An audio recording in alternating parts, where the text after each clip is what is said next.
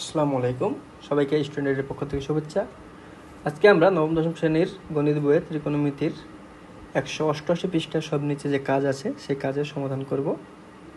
এখানে দেওয়া আছে sec 90 - থিটা সমান 5/3 হলে cosec থিটা - cot থিটা এর ভ্যালু বের করো। তো দেওয়া আছে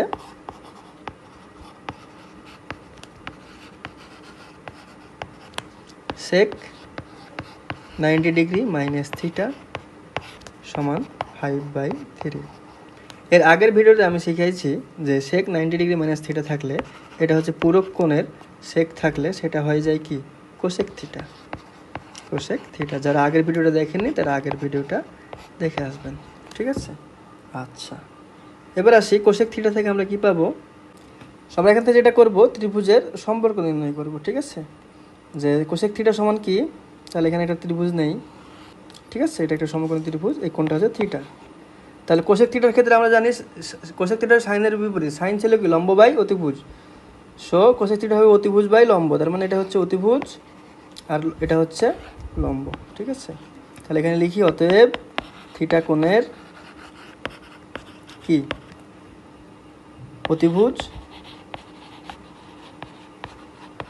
সমান 5 এবং লম্ব তো না, বিপরীত বাহু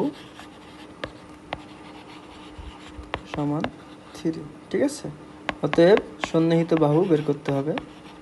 সন্নিহিত বাহু সমান √5² - 3² সমান 25 - 9 সমান 16 সমান 4, ঠিক আছে?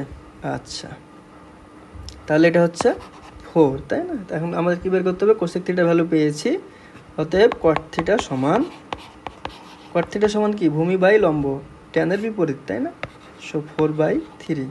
এখন আমরা মান নির্ণয় করব, অতএব cosec theta minus cot theta, ঠিক আছে? cosec থিটার ভ্যালু কত পেয়েছি, 5/3 মাইনাস 4/3 সমান 5/3 মাইনাস 4/3 ভ্যালু কত, যে 3 লসাগু 5 - 4 সমান হচ্ছে 1/3। এটাই হচ্ছে অ্যান্সার, ঠিক আছে? তাহলে আমাদের যে 188 পৃষ্ঠার সব নিচে যে কাজটা ছিল সেই কাজের সমাধান হয়ে গেল।